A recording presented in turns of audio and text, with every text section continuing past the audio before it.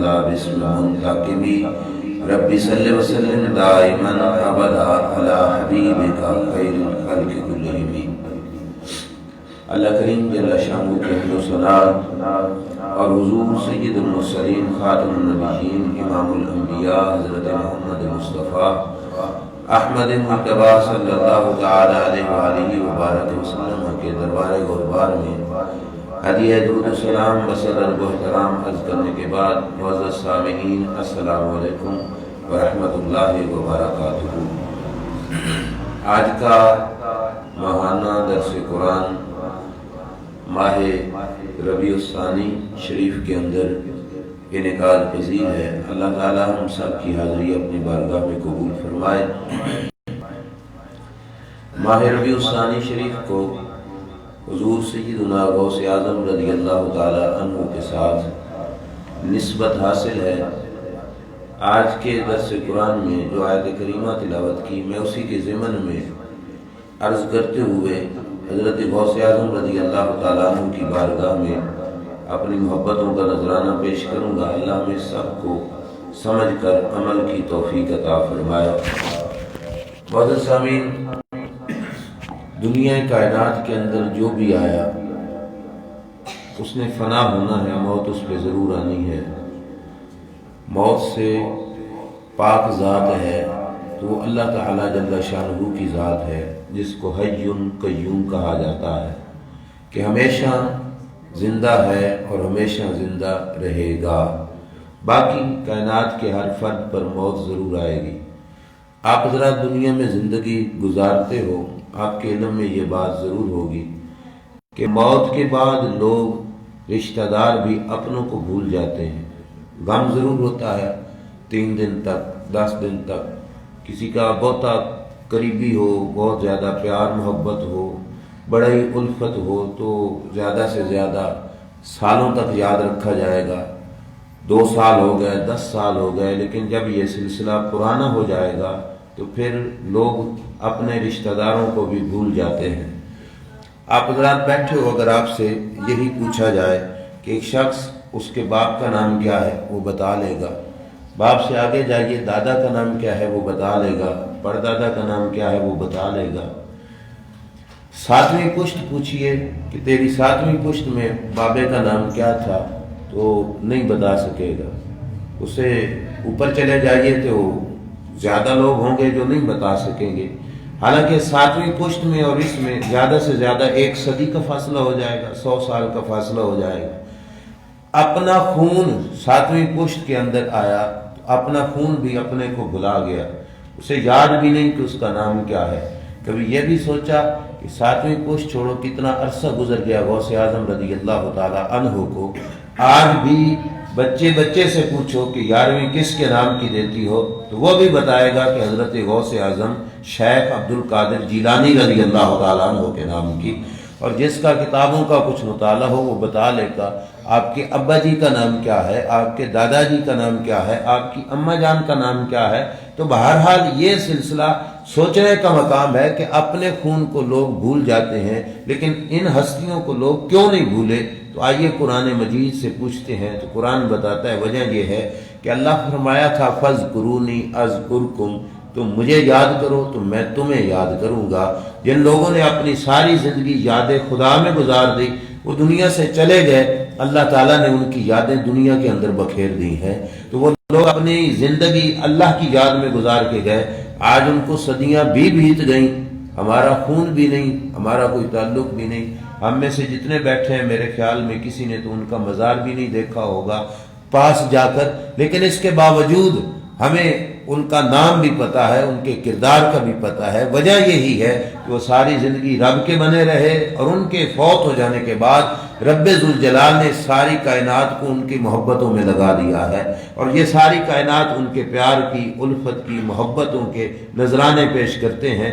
आज देख लो, जिसके घर में थोड़ा बहुत ही हो और उसे मोहब्बत हो, तो वो ज़्यादा ना भी हो सके तो हुजूर गौस पाक के नाम की 11वीं शरीफ ज़रूर देता है। अब 11वीं शरीफ कोई तमाशा नहीं, कोई रस्म नहीं, या कोई खा मखा का हमारा झगड़ा नहीं। 11वीं शरीफ का मकसद ये होता है कि अल्लाह के इस नेक बंदे को इसाले सवाब करते हैं। हम اس پہ کچھ نہ کچھ چیز لے کے پڑھ کر اصالہ ثواب کر دی گا۔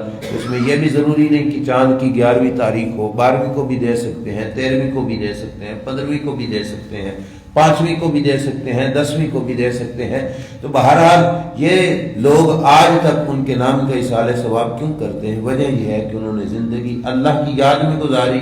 آج قیامت تک اللہ تعالیٰ نے لوگوں کے دلوں میں ان کی یاد کو بسایا ہوا ہے۔ انہوں نے زندگی کیسے گزاری؟ بچپنا تھا حضرت غوث اعظم رضی اللہ تعالی عنہ کا، گلی میں چلتے ہوئے سامنے بیل آیا تو بیل کے پیچھے بھاگنے لگ گئے، بیل کو بھگانے لگ گئے۔ بیل کو بھگایا، تھوڑا آگے جا کے نا بیل نے یوں منہ پیچھے کیا اور منہ پیچھے کر کے کہا ما خلقت لہذا یا عبد القادر، عبد القادر اللہ نے تجھے اس مقصد کے لیے پیدا نہیں کیا۔ اب دیکھو اللہ تعالیٰ نے قسمت میں ہدایت لکھی ہو، رہنمائی لکھی ہو تو کن کن چیزوں سے بندے کو ہدایت مل جاتی ہے۔ بیل جسے داند کہا جاتا ہے، ہمارے عرف میں کسی کو بے عقل کہنا ہو تو اسے بیل کہہ دیا جاتا ہے کہ فلاں بیل کی طرح بے وقوف ہے۔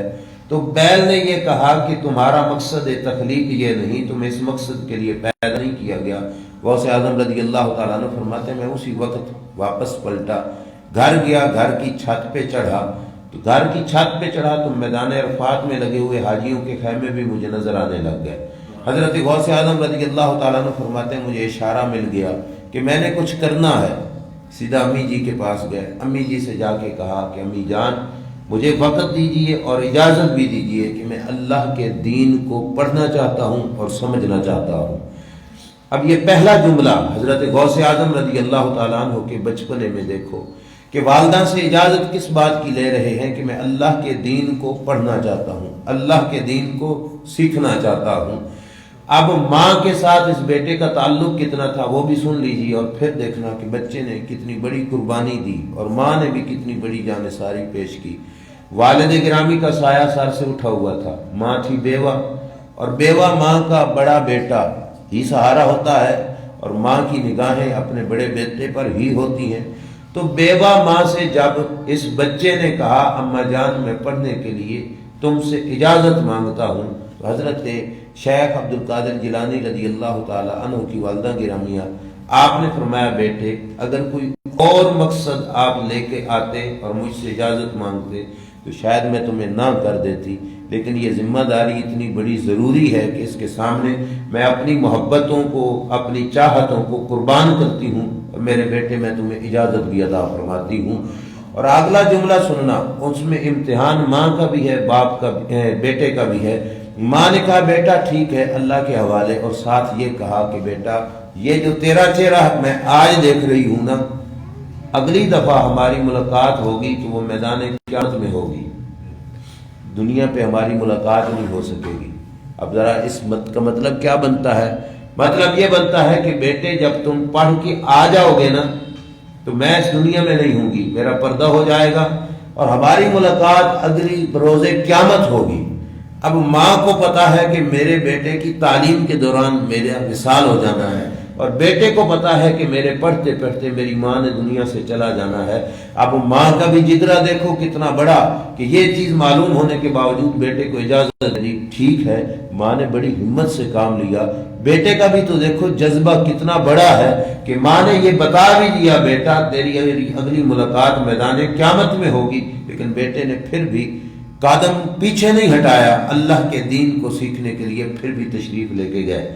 اب یہ بات خاص طور پہ میرے عرض کرنے کا مقصد یہ ہے کہ عموماً لوگ سمجھتے ہیں پیر ہور شے ہوندی، مولوی ہور شے ہوندی، عالم اور ہوتے ہیں، مشائخ اور ہوتے ہیں۔ غلط بات ہے۔ کوئی شخص پیری کے مقام تک اس وقت تک نہیں پہنچ سکتا جب تک کہ علم کی راہ کی ساری سیڑھیاں وہ عبور نہیں کر لیتا۔ علم پڑھنے کے بعد ہی مقام مشائخ پہ جا کے پہنچے گا۔ جو اللہ کا ولی بنے گا تو علم پڑھنے کے بعد ہی بنے گا۔ ہر ولی کی زندگی کو پڑھ لیجئے، انہوں نے کامل طریقے سے علم حاصل کیا، یا تو مدرسوں میں جا جا کے، یا رب کریم نے ان کو اپنی خاص قدرت سے علم عطا فرمایا۔ کسی زمانے میں کوئی ولی جاہل تمہیں نہیں نظر آئے گا۔ تو بہرحال ان بزرگوں نے جن کے نام کی ہم ہر مہینے 11ویں سجاتے ہیں، اور یہ تو بڑی 11ویں شریف والا مہینہ ہے، اس ماہ مقدس میں جن کا وصال ہے، حضور غوث اعظم رضی اللہ تعالیٰ عنہ باقاعدہ پڑھنے کے لیے بغداد شریف کی طرف روانہ ہوئے۔ ڈاکوؤں والا واقعہ وہ آپ کو پتہ ہوگا، مشہور ہے، میں اس کی طرف تو نہیں جاتا، لیکن حضرت غوث اعظم رضی اللہ تعالیٰ عنہ بغداد پہنچے تو جو بغداد شہر کا دروازہ تھا وہ بند تھا، اور سامنے ایک شخصیت آئی اور اس نے کہا کہ تم ابھی اندر نہیں جا سکتے، شہر کے انٹر نہیں ہو سکتے۔ حضرت غوث اعظم رضی اللہ تعالیٰ عنہ نے کہا کیوں؟ کہا تمہیں کچھ دیر انتظار کرنا پڑے گا۔ کچھ سال حضرت غوث اعظم بغداد شہر کے دروازے پہ بیٹھے انتظار کرتے رہے، دن نہیں، ہفتے نہیں، کچھ سال ہیں، اب مجھے فائنل نہیں یاد، غالباً 7 ہیں کہ 5 سال تک غوث اعظم بغداد شریف کے دروازے پہ بیٹھے انتظار کر رہے تھے۔ اب بندہ سب کچھ چھوڑ کر اللہ کی محبت لے کر گیا تو رب پرکھ رہا تھا کہ میرے بندے کے اندر پیار کتنا ہے، اور آنے والوں کو پتہ بھی تو چلے کہ اگلا خلوص لے کے کتنا آیا ہے۔ 7 یا 5 سال تک بغداد شہر کے دروازے پر بغیر چھت کے اللہ کا یہ کام بندہ بیٹھا رہا۔ اب دیکھو کتنی مشقت ہے، کتنی تکلیف ہے، اور اس کے بعد اجازت ملی تو دروازہ کھلا تو سردیوں کی رات تھی اور بارش برس رہی تھی۔ جس استاد صاحب کے پاس جا کے پڑھنا تھا اس بارش کی رات میں ان کا دروازہ بھی بند تھا، تو بارش میں کھڑے رہے سردیوں کی رات میں، اور پھر جا کے آپ نے پڑھائی کو شروع کیا۔ اتنی عظیم مشقت سے گزر جانے کے باوجود بعد انہوں نے پڑھا، اور پڑھائی کیسے کی اس میں بھی کچھ باتیں مشہور ہیں، لیکن جو اہم باتیں ہیں وہ میں آپ کے سامنے عرض کرتا چلوں۔ ہمارے ہاں مدارس میں 3 ٹائم نہیں تو 2 ٹائم کی روٹی ضرور دی جاتی ہے، اور بچے اس لنگر کو کھاتے ہیں، لیکن جس مدرسے میں حضرت غوث اعظم شیخ عبد القادر جیلانی رضی اللہ تعالیٰ عنہ نے داخلہ لیا تھا، اس مدرسے والوں نے کہا تھا بیٹا روٹی کا انتظام خود کرنا ہوگا، پڑھائی تیری کا بندوبست ہم کریں گے، روٹی ہم تمہیں نہیں دے سکتے۔ حالات اس قسم کے تھے، تو حضرت غوث اعظم رضی اللہ تعالیٰ عنہ کا گھر کہاں، مدرسہ کہاں، لیکن اس کے باوجود داخلہ لے لیا۔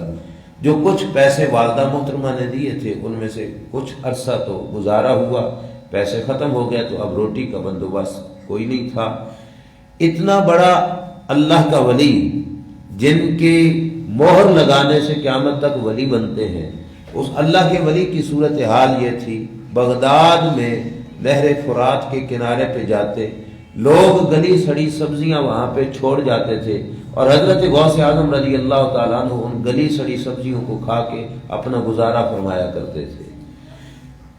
پیچھے سے ماں نے حضرت غوث اعظم رضی اللہ تعالیٰ عنہ کے لیے کچھ پیسے بھیجے، کسی قاصد کے ہاتھ پہ کوئی شخص جا رہا تھا بغداد کے علاقے میں، نام بتایا، مدرسہ بتایا، اور کہا کہ فلاں جگہ پہ میرا بیٹا ہے، اس کو جا کے یہ پیسے دے دینا، ہو سکتا ہے اس کا خرچ جو ہے وہ ختم ہو گیا ہو۔ حضرت غوث اعظم رضی اللہ تعالیٰ عنہ جس انداز میں وہاں پہ رہ رہے تھے وہ صورتحال یہ تھی کہ کئی دنوں کا فاقہ آ گیا۔ فاقہ تو سمجھتے ہو نا، بھوک۔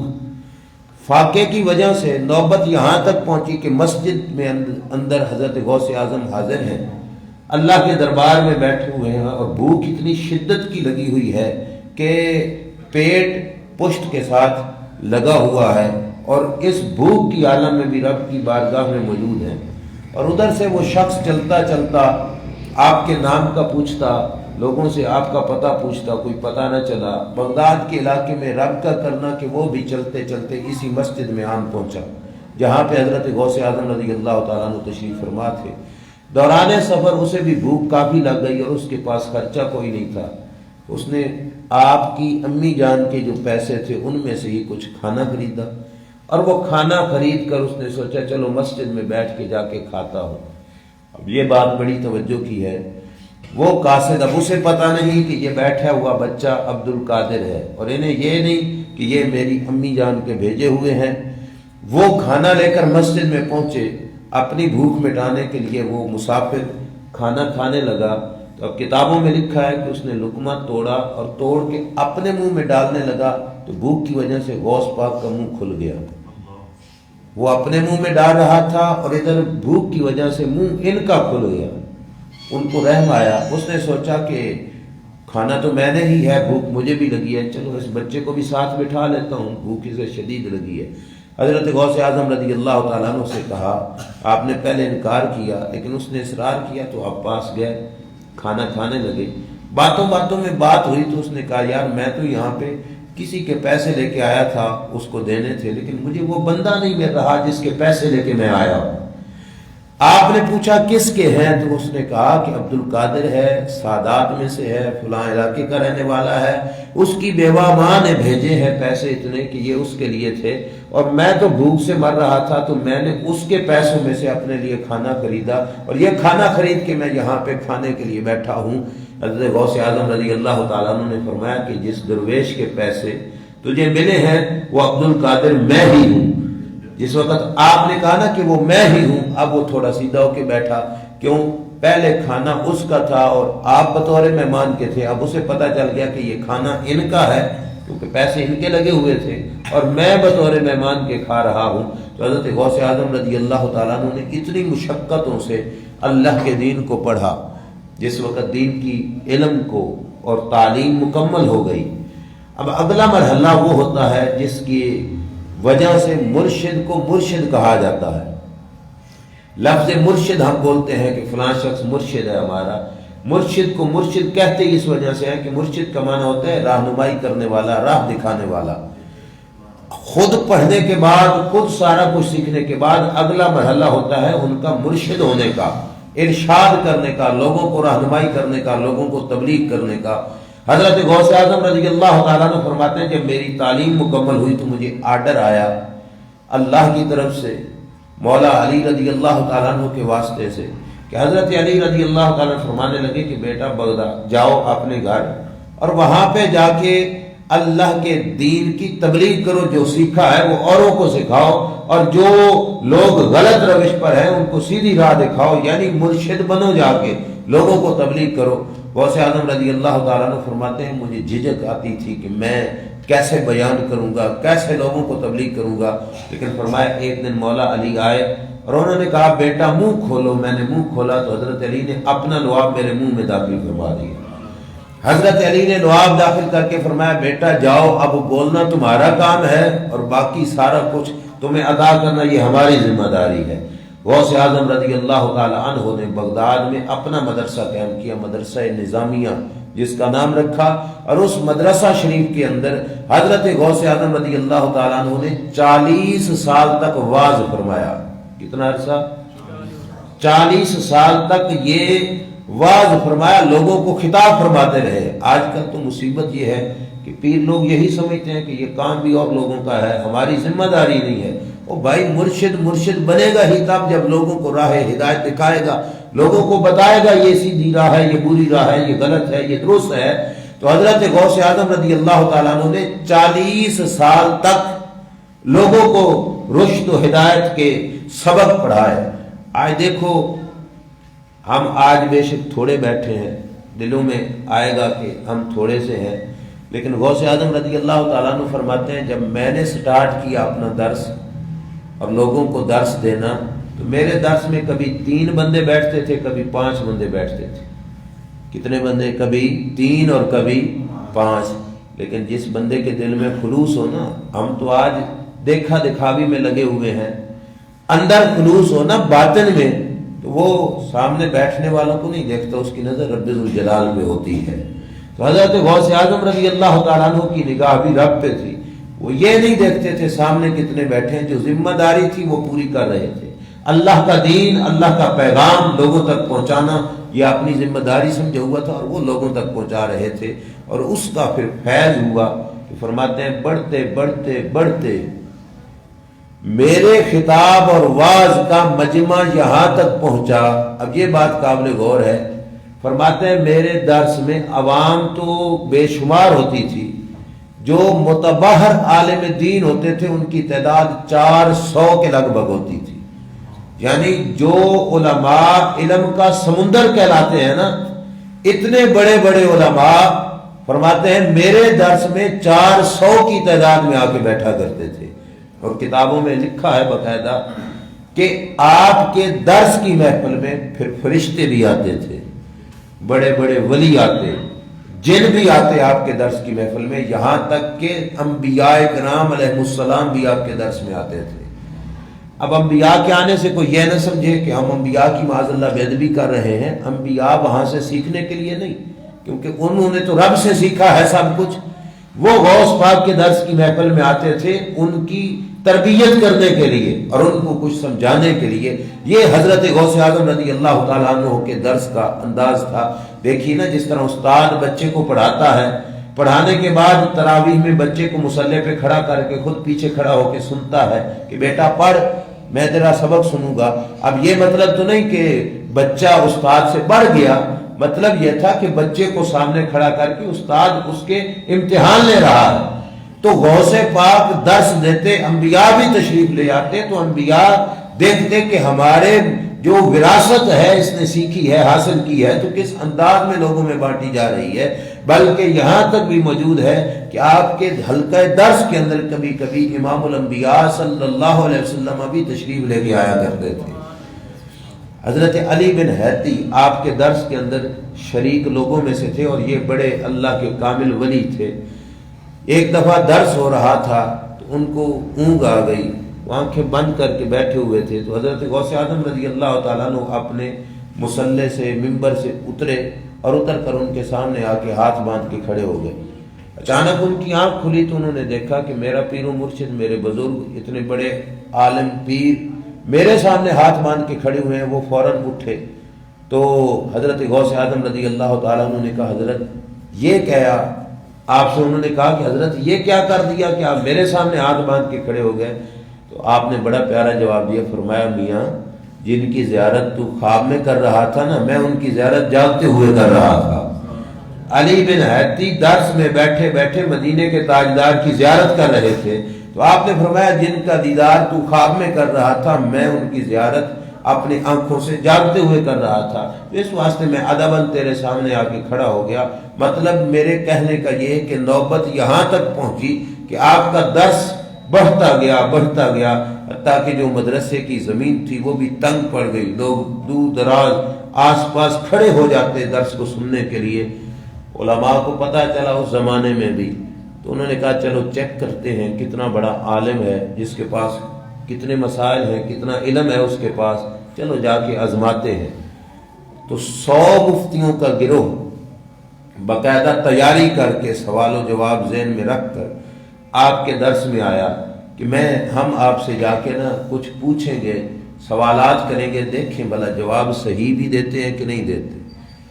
اب یہ صرف کتابوں کو پڑھ کر عالم تو نہیں بنے تھے, انہوں نے باطن کو صاف بھی کیا, کتنی مشقتیں اٹھائی تھی. اب وہ ارادہ لے کے ادھر آ رہے تھے اور حضرت غوث اعظم رضی اللہ تعالیٰ عنہ کو اللہ نے علم دے دیا کہ یہ کس مقصد کے لیے آ رہے ہیں. آپ کے حلقہ درس میں آ کے جب یوں بیٹھے تو آپ نے تقریر کوئی نہ شروع کی, یوں نظر جھکائی, آپ کے دل مبارک سے نور نکلا. اس نور کی چمک میں ایسی تاثیر تھی کہ ان کے ذہنوں میں جتنے سوال تھے رب نے سارے کے سارے ختم فرما دیے. 100 علماء کو, مفتیوں کو جو سوال تھے وہ سارے کے سارے بھول گئے کہ ہم نے پوچھنا ہی کیا تھا. جب وہ سارے بھول بیٹھے تو آپ ان سے پوچھتے تو کوئی بول ہی نہ سکتا تھا. پھر آپ بیٹھے ممبر پر اور ممبر پہ بیٹھ کے جو کچھ ان کے ذہنوں میں سوال تھے وہ سوچ کے آئے تھے, ان کے سوال بھی بتاتے گئے اور ہر سوال کا جواب بھی عطا فرماتے گئے. اللہ کریم نے پھر علم سے اس قدر نوازا. اور یہ حقیقت بات ہے, قدم اٹھاتا بندہ ہے راہ رب ذوالجلال ہی آسان فرماتا ہے. اللہ نے قرآن میں فرمایا نا والذین جاہدوا فینا لنہدینہم سبلنا, کہ جو ہماری راہوں میں کوشش کرتا ہے ہم اپنی راہوں کی ہدایت اسے خود ہی عطا فرماتے ہیں. کوشش بندے کی ذمہ داری ہے, آگے رہنمائی رب ذوالجلال خود ہی فرما دیتا ہے. حضرت غوث اعظم رضی اللہ تعالیٰ عنہ نے جو مختصر وقت میں سیکھا اس کو سکھاتے سکھاتے 40 سال گزرے. اور پھر یہ تھا ممبر پر واعظ کا جو شعبہ تھا وہ آپ نے سنبھالا. اور دوسرے سٹیپ پہ جو تدریس کا مطلب ہوتا ہے کہ مخصوص لوگوں کو, طلباء کو کچھ پڑھانا, اس پڑھائی کا عرصہ حضرت غوث اعظم کا 33 سال کا ہے. 33 سال حضرت غوث اعظم رضی اللہ تعالیٰ عنہ نے باقاعدہ مسند پر بیٹھ کر لوگوں کو کتابیں بھی پڑھائیں. 33 سال کتابیں پڑھائیں, 40 سال تک واعظ فرمایا اور لوگوں کو رشد و ہدایت عطا فرمائی. اور نوبت یہاں تک پہنچی, ہمارے کہنے سے تو اپنے ہی سیدھے نہیں ہوتے اور اللہ کے اس کامل ولی کی زبان میں یہ تاثیر ہوئی کہ بڑے بڑے کافر آ کے آپ کے ہاتھوں پہ کلمہ پڑھنے لگ گئے۔ ابن سنان نامی ایک پادری تھا، یمن کے علاقے کا رہنے والا، عیسائیوں کا بہت بڑا پوپ تھا، ان کا عالم تھا۔ ایک دفعہ وہ آیا آپ کی مجلس میں اور آپ کے ہاتھوں پہ آ کے کلمہ پڑھتا ہے۔ حضرت غوث اعظم رضی اللہ تعالیٰ نے پوچھا بھائی تو کیسے؟ تو اس نے کہا میں عیسائی مذہب رکھتا ہوں اور میں عیسائیوں کا بہت بڑا عالم ہوں، مجھے خواب میں زیارت ہوئی حضرت عیسیٰ علیہ السلام کی، اور عیسیٰ علیہ السلام نے مجھے آ کے فرمایا کہ اس زمانے کی سب سے عظیم ہستی کہ ہاتھ پر بیعت کرنی ہے تو بغداد میں جا کے عبد القادر کے ہاتھ پہ جا کے بیعت کرو، اور کہتا ہے کہ میں اپنے نبی کے کہنے پر تیرے پاس آیا ہوں۔ اور حضرت عیسیٰ علیہ السلام نے مشورہ دیا تھا کہ جاؤ ان کے ہاتھوں پہ جا کے اسلام قبول کرو۔ مطلب یہ ہے کہ جس وقت رب ذوالجلال کا اطاعت گزار بندہ بن جاتا ہے پھر اسے اپنے ناموں کی شہرت کرانی نہیں پڑتی، اللہ تعالیٰ خود ان کے ناموں سے ان کو عزت عطا فرماتا ہے۔ تو وہ عیسائی وہاں سے چل کر آپ کی بارگاہ میں آیا اور وہ بھی مسلمان ہوا۔ سب سے آخر پہ آپ کی تعلیمات میں سے جہاں پہ یہ سبق ہمارے لیے بہت بڑا ایک رہنمائی کی حیثیت رکھتا ہے کہ ہمیں علم دین کا سیکھنا چاہیے، وہاں پہ حضرت غوث اعظم رضی اللہ تعالیٰ عنہ نے ایک بہت بڑی رہنمائی بھی ہماری کی۔ آپ نے فرمایا کہ جس شخص کو مرشد بنانا ہے اس میں دیکھو جب تک اس میں 12 خصلتیں 12 عادتیں نہ ہوں اس وقت تک وہ مرشد بننے کے لائق کا نہیں۔ اب ولیوں کا ولی اور پیروں کا پیر ہمیں گر بتانے لگے، قلائد الجواہر کے اندر موجود ہے۔ آپ نے فرمایا جب تک 12 عادتیں اس کے اندر نہ پائی جائیں وہ مرشد بننے کا اہل نہیں ہوتا۔ کیا 12؟ بس وہی سنیں اور پھر میں بات کو سمیٹتا ہوں۔ 12 چیزیں آپ نے فرمایا کہ 2 خصلتیں 2 عادتیں رب کریم جل شانہ والی ہوں۔ اللہ کی بے شمار صفتیں ہیں لیکن ولی کے اندر ان میں سے 2 کا ہونا ضروری ہے۔ کون سی؟ کہا اللہ کی صفت ستار کا بھی مظہر ہو اور صفت غفار کا بھی مظہر ہو۔ ستار کا معنی پردہ پوش ہو، عیب پوش ہو، جرم دیکھ کر پردہ ڈالنے والا ہو، اور نمبر 2 کہ غلطی کرنے والے کو بخش دینے والا ہو۔ ولی کے اندر یہ 2 چیزیں اللہ کی صفات میں سے ہوں۔ کیا؟ کہ اللہ جیسے گناہ دیکھ کر پردہ پوشی فرماتا ہے، پیر کامل کی یہ ذمہ داری ہے کہ اپنے مرید کے گناہوں پر کیا کرے؟ پردہ ڈالے، اور کسی اس کی غلطی ہو جائے تو اس کی غلطی کو معاف فرمائے، یہ اس کے مزاج میں ہو، اس کی طبیعت میں ہو۔ اب جس کے مزاج میں نہ عیب پوشی ہے اور نہ ہی کسی کے جرم کو معاف کرنا ہے وہ اللہ کا ولی نہیں ہو سکتا۔ وہ کبھی اللہ تعالیٰ سے فیض کیسے پا سکے گا جس نے اللہ کی صفتوں کو اپنے اندر بھی نہیں پیدا کیا؟ تو کہا یہ 2 صفتیں تو ہوں آقا کریم اللہ تعالیٰ جل شانہ والی، اور کہا 2 صفتیں اور ہوں جو آقا کریم صلی اللہ علیہ وسلم والی ہوں۔ کہا حضور کی طرح شفیق بھی ہو اور سرکار کی طرح رفیق بھی ہو۔ اب سرکار کی طرح تو کوئی نہیں بن سکتا، کہنے کا مطلب یہ ہے کہ جیسے حضور کی عادت مبارک تھی کہ حضور شفقت فرماتے تھے، ایسے اس کی عادت بھی کیا ہو؟ شفقت کرنا۔ اور دوسری چیز کیا ہے کہ جیسے حضور کی طبیعت مبارک میں نرمی تھی اس کی طبیعت میں بھی کیا ہو؟ نرمی ہو، شفیق ہو، اور دوسرا رفیق ہو، شفقت بھی ہو رفق بھی ہو، شفقت بھی کمال کی ہو اور رفق بھی کمال کا ہو، یہ دونوں چیزیں ہوں حضور علیہ السلام کی عادات مبارکہ میں سے پھر جا کے ولی بنے گا۔ اب میرے آقا کریم صلی اللہ علیہ وسلم کی شفقتیں، حضور کی مہربانیاں اور حضور کی طبیعت مبارک کی نرمی، اب اس پہ بات کریں تو وقت بہت زیادہ لگ جائے گا۔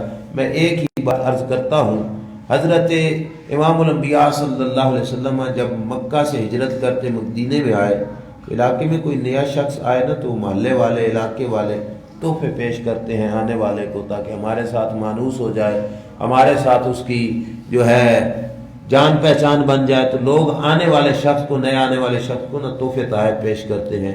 آقا کریم مدینہ میں تشریف لے کے گئے تو لوگوں نے، ہر کسی نے اپنے اپنے گھر سے جو اس کی طاقت ہوئی اس نے تحفے پیش کیے آقا کریم علیہ السلام کی بارگاہ میں۔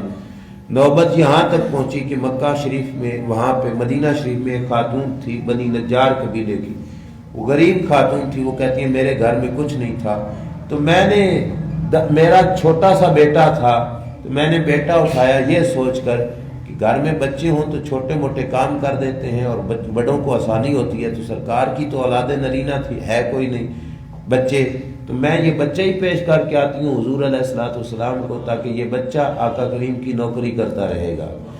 آقا کریم علیہ السلام کی بارگاہ میں اپنا بچہ لے کے آئیں، یہی بچہ تھا جس کا نام ہے حضرت انس بن مالک رضی اللہ تعالی عنہ۔ حضور کی بارگاہ میں پیش کیا، کمال قسمت اس بی بی کی کہ میرے نبی نے ان کا یہ تحفہ قبول بھی کیا۔ اب حضرت انس کہتے ہیں میں نے 7 سال اور بعض روایتوں میں 10 سال حضور کی خدمت کی، فرماتے ہیں کبھی میری ان خدمت کے دور میں کبھی حضور نے مجھے یہ بھی نہیں فرمایا انس یہ کام تو نے کیوں نہیں کیا، کرنا تھا اور کیوں نہیں کیا، اتنا بھی کبھی نہیں فرمایا، اور کبھی یہ بھی نہیں فرمایا کہ یہ کام کیوں کر دیا، یعنی نہیں کرنا تھا تو کیا کیوں، کبھی حضور نے یہ بھی نہیں فرمایا۔ یعنی شفیق بھی ہو رفیق بھی ہو، یہ حضور علیہ الصلوۃ والسلام کی عادات مبارکہ۔ 2 عادتیں حضرت ابوبکر صدیق والی ہوں، صادق بھی ہو مصدق بھی ہو۔ صادق کا معنی سچ بولنے والا ہو، اگرچہ یہ کام بھی بڑا اوکھا ہے، اور دوسری صفت جو ہے وہ اس سے بھی زیادہ اوکھی ہے کہ سچ کو سچ کہنے والا ہو۔ ایک ہے خود سچ بولنا اور ایک ہے سچ کو سچ کہنا، یعنی حق کو حق ماننا۔ یہ بڑا اوکھا ہو جاتا ہے کہ انسان سچائی کو سچائی کہنے سے ڈرتا ہے، یہ گریز کرتا ہے۔ تو کہا صدیق اکبر نے جیسے سچ بولنے والے بھی تھے اور سچ کو سچ کہنے والے بھی تھے، حضور کی تصدیق کی اور خود بھی ساری زندگی زبان سے صداقت ہی بولتے رہے، کبھی بھی اپنی زبان سے جھوٹ نہیں کہا، حتیٰ کہ وہ وقت بھی جس وقت دشمن خون کے پیاسے تھے، حضور علیہ السلام کے ساتھ حضرت ابوبکر ہجرت کر کے مدینے میں جا رہے تھے نا، تو راستے میں جاسوس تھے کافروں کے، وہ بار بار پوچھتے اوے تیرے نال کون ہے، تیرے ساتھ کون ہے، تیرے ساتھ کون ہے۔ تو حضرت ابوبکر صدیق رضی اللہ تعالیٰ عنہ نے وہاں پہ بھی یہ مناسب نہ سمجھا کہ میں جھوٹ بولوں، حالانکہ جان کا معاملہ تھا، تو بڑے پیارے انداز میں سچ بھی بول دیتے تھے اور حضور علیہ الصلوۃ والسلام کی جان مبارک کا تحفظ بھی فرما لیتے تھے۔ کہتے ھذا رجل یہدینی السبیل، یہ وہ شخص ہے جو مجھے راہ دکھانے والا ہے، یہ وہ شخص ہے جو مجھے راہ دکھانے والا ہے۔ عرب میں اس دور میں لوگ کسی نئے راستے پہ جاتے تو ایک بندہ راہ ساتھ لیتے جس کے ساتھ راہ دکھانے والا ہوتا، تو آپ کہتے یہ مجھے راہ دکھانے والا ہے، آپ کا مطلب تھا کہ یہ میرے مرشد ہیں، مجھے راہ دکھانے والے۔ وہ سمجھتے پتہ نہیں یہ راستہ جنگل کا یا ایسی چیز دکھانے والے ہیں، تو آپ نے کبھی جھوٹ اپنی زبان پہ نہیں لایا۔ 2 صفتیں اس کے اندر حضرت عمر فاروق والی ہوں، امر بالمعروف کرنے والا ہو اور نہی عن المنکر، یعنی نیکی کا کہنے والا ہو اور برائی سے منع کرنے والا ہو۔ جس کو خود بھی پتہ نہیں کہ نیکی کیا ہے وہ نیکی کا کہے گا کیسے، جسے خود بھی پتہ نہیں برائی کیا ہے وہ برائی سے روکے گا کیسے۔ تو کہا کہ 2 صفتیں کون سی ہوں، حضرت عمر فاروق والی کہ نیکی کا حکم دے اور برائی سے منع کرے، اور 2 صفتیں حضرت عثمان غنی رضی اللہ تعالی عنہ والی ہوں، رات کی عبادت کرنے والا ہو اور دن چڑھے سخاوت کرنے والا ہو۔ یعنی ولی کامل کی نشانی میں سے یہ ہے کہ عبادت گزار بھی ہو اور کامل طور پہ سخی بھی ہو۔ اگر سخی نہ ہوا تو پھر بھی ولی کوئی نہیں، مرشد بننے کا اہل نہیں، اور رات کا عبادت گزار بھی نہ ہو تو پھر بھی کامل طور پر ولی نہیں۔ ظاہری بات ہے جس کے دل میں مولا کی محبت ہے وہ رات کا عبادت گزار لازمی طور پہ ہوگا، اور وہ آدھی رات کو اٹھ کے رب کے دربار میں سجدے کرے گا۔ آخر پہ آپ نے فرمایا کہ 2 صفتیں حضرت مولا مرتضیٰ شیر خدا رضی اللہ تعالیٰ عنہ والی ہوں۔ وہ کیا ہے؟ کہا شیر خدا کی طرح ایک تو بہادر ہو اور دوسرا حضرت علی کی طرح علم بھی رکھنے والا ہو، عالم ہو اور بہادر ہو۔ ڈرپوک جو ہوتا ہے وہ ولی نہیں ہوتا، جس کے مزاج میں ڈر ہو غیروں کا وہ ولی نہیں ہوتا۔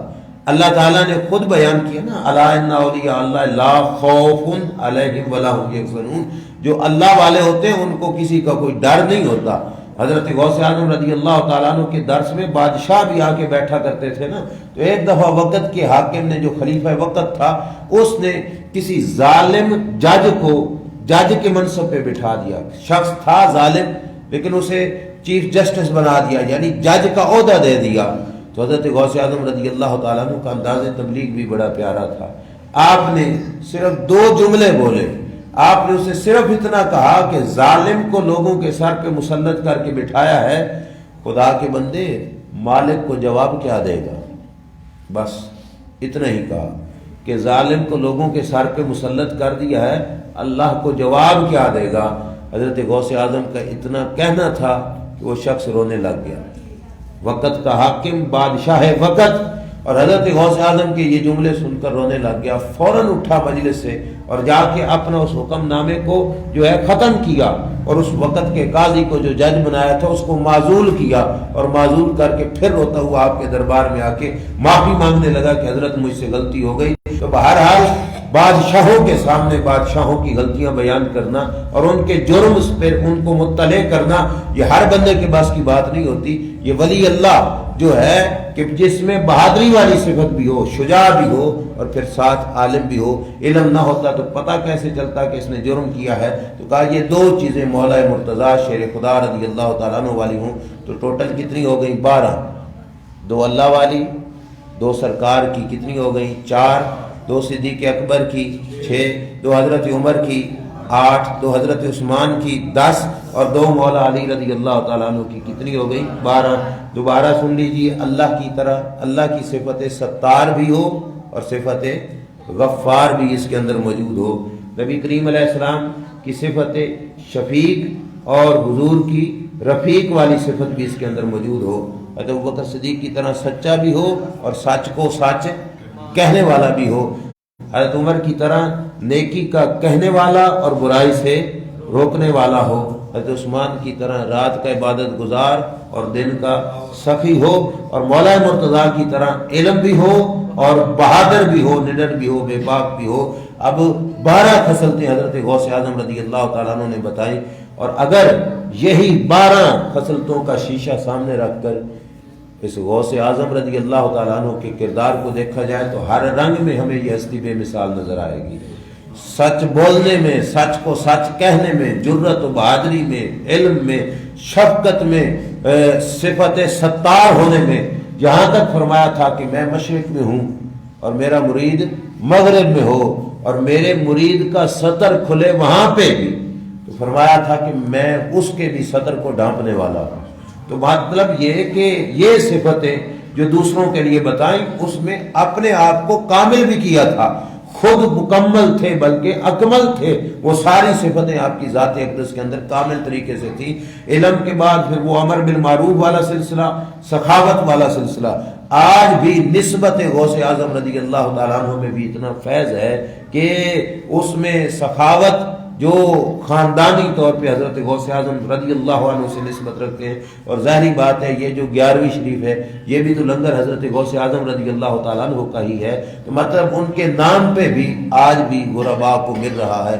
اللہ تعالیٰ ہمیں حضرت غوث اعظم رضی اللہ تعالیٰ عنہ کی سچی محبت نصیب فرمائے، اور اللہ کریم ہم سب کو ان کی غلامی میں اور ان کے نقش قدم پہ چلنے کی توفیق عطا فرمائے۔ وآخر دعوانا الحمدللہ رب العالمین۔